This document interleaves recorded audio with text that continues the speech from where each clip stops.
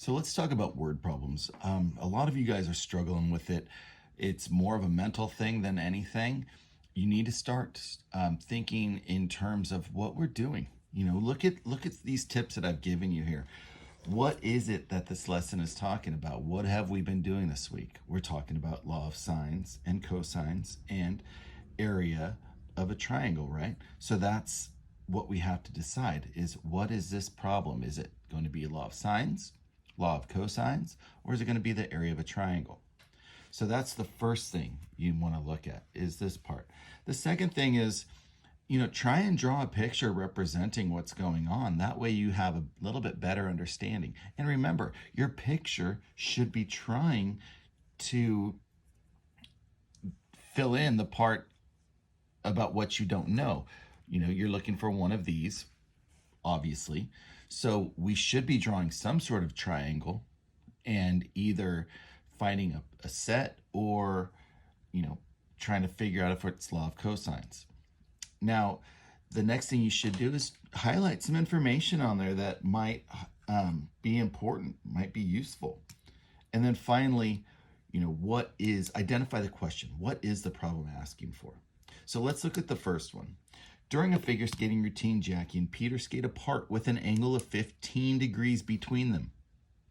Jackie skates for 5 meters and Peter skates for 7 meters. How far apart are the skaters? So first off, the things that stand out to me are these things here. So 2 lengths and an angle between them. So I have 2 sides of a triangle and the angle in between. If you guys remember from our quiz from last week, the angle in between is simply referred to as, do you know what it is? Think of it real quick. The included angle. So what we need to do is we need to draw 2 people. Right? They are skating.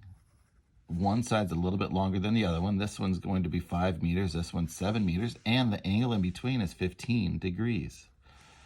How far apart are they? This is what we're looking for.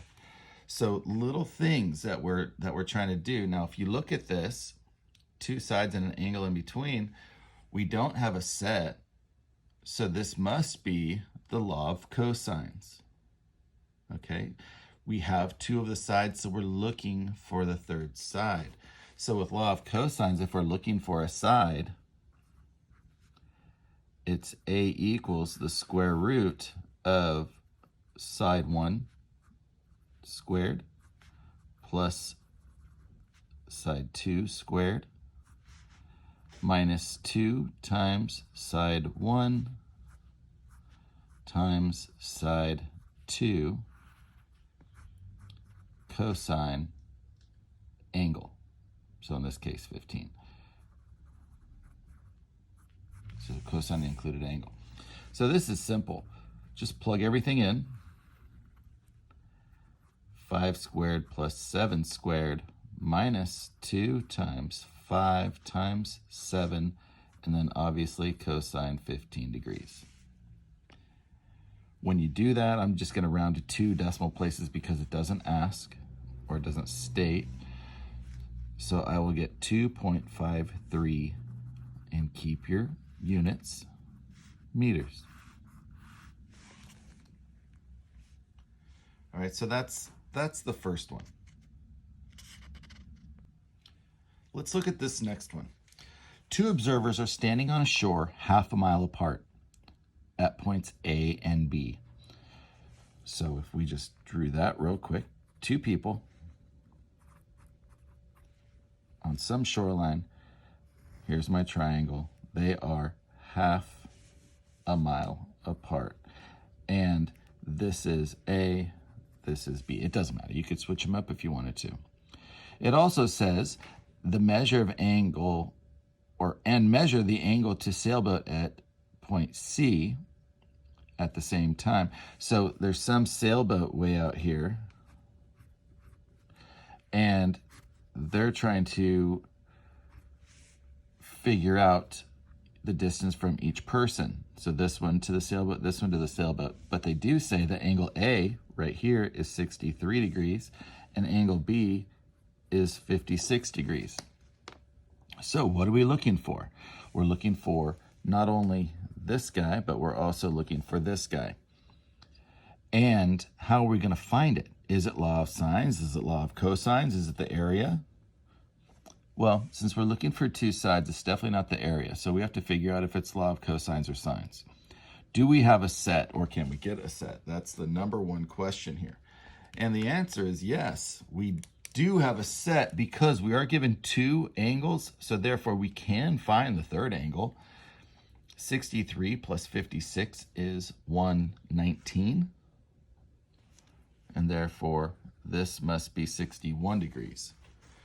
Okay, so that tells me that we're going to use law of sines. And if you guys recall, law of sines is simply A over sine A equals B over sine B.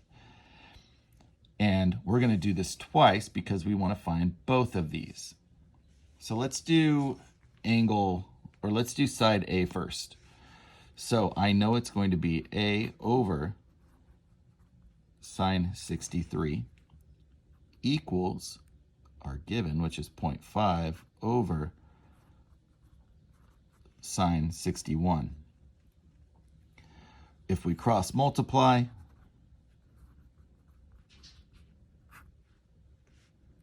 well, I almost went a little too far. Divide by sine 61,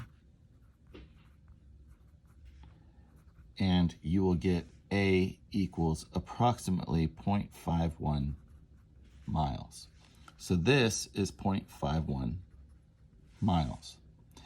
We're going to do the same thing, but we're going to find side B now, this guy. So it will be B over sine 56, and then 0.5 over sine 61. Cross multiply.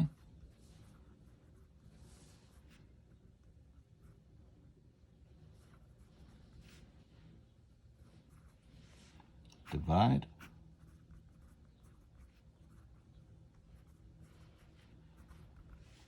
And B is approximately 0.47 miles.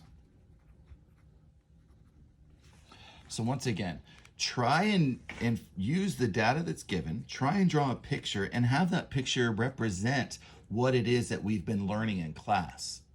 That's what a lot of you guys struggle with, is like, how are we connecting it? Well, it's kind of simple if you just take your time.